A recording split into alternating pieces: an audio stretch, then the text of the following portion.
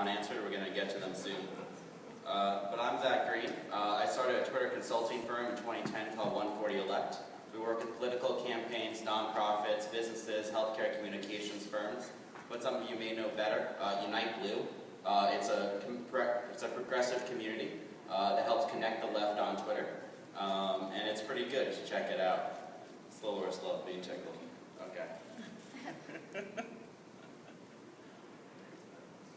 So, I'm assuming you all use Twitter, and you all just kind of want to figure out how to take it to the next level. So I'm going to try to give you all some tips on how, when you go home, you can start getting thousands of followers, start getting hundreds of retweets, start building a community around your cause, your issue, and start having those people take collective action for your cause. How many people here use Twitter but feel like they're kind of shouting into the infinite abyss? You feel like, you're tweeting but nobody's listening, nobody cares about what you're talking about. It can be really tough. The problem with Twitter is that until people are following you, it's very hard to get your message out. So the first thing that's always important is to grow your audience, to get more followers, and not just numbers, but people who actually care about what you have to say. And that can be hard. It's like you're going through an empty space and there's nobody there, trying to find your way in the darkness. And so I'm going to give you the one key tip that will help you start getting followers, and that's to follow other people first.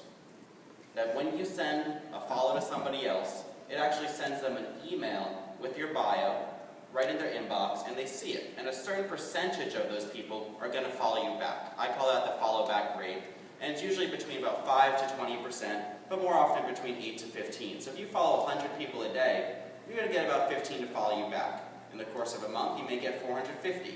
So over time, you get thousands of followers simply by following others first. Now the key is not to simply just follow folks randomly, but to follow folks who are interested in your issues. Because it's not just about numbers or quantity, it's also about quality. It's about getting the right targeted folks for your issue or campaign, right? Now the key way, the first key way to do this is to search for hashtags. And Dr. Gaddis was awesome on this, talking about the different hashtags that folks use and the way that hashtags can kind of build that community. So if you're doing something on climate action, then you might want to try to find a hashtag that's related to that. If you're focused on labor rights, then you may want to look at the hashtag 1U, which is about unions and labor rights. And then you can see who uses that hashtag and follow them. That's pretty common. Now I'm going to tell you two things that people usually don't do. One is a game that I call Follow the Leader. You want to find the folks who are already the leaders of your field. If you care about something like women's rights, then you should be looking at who follows Planned Parenthood. If they follow those groups, if they follow the leaders in the field, then chances are they're going to want to follow you too, right?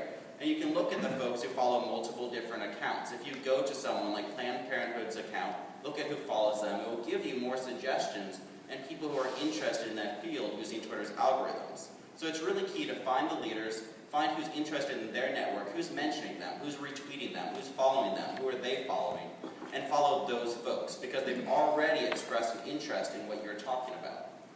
The third thing to talk about is taking engagers, people who retweet your content, people who mention you, and try to follow them. If someone retweets your content, then that means that they're interested in what you have to say, right? A retweet is an implicit endorsement of what you have to say. It means that they want to share it, they want to have their friends see it, they support it, generally. And so it's important to take those people who retweet you, who mention you, who favorite you, and follow them, because you're going to convert those low-level engagements to followers. And once those followers start engaging with you more, then it's going to raise all the engagement in your content. And there's a great free tool I'm going to plug here for uniteblue.org, but this is the problem that it's trying to solve, is how to find the right folks, the influential folks, the engaged folks, the active folks, the interesting folks who you want to follow. Now, once you start following these people, there's a couple of things that you have to know. First is rate limits. You don't want to follow too many people too fast. If you do, then you might get suspended by Twitter, right? They don't want people and accounts who are just going to be following 1,000 other people a day. That's spam. And that's why I started off by saying it's about finding the right folks and connecting with them. So a quick rule of thumb is that you can follow about 100 people a day until you have about 1,800 followers, right? And you can follow up to 2,000 users until you have 2,000 followers. But Twitter's create rules that you can't follow over 2,000 people until 2,000 people follow you. Again, that's a mechanism to check against spam. Once you break that limit, once you get over 2,000 followers, then I would suggest going up to 250 follows a day, to avoid getting suspended. I know that this part isn't very sexy, but this part will stop you from getting suspended, and it's really important. The next thing that you need to know is once you hit these limits, once you start following 2,000 people and you can't follow anymore, then people say, what do? I've hit a wall.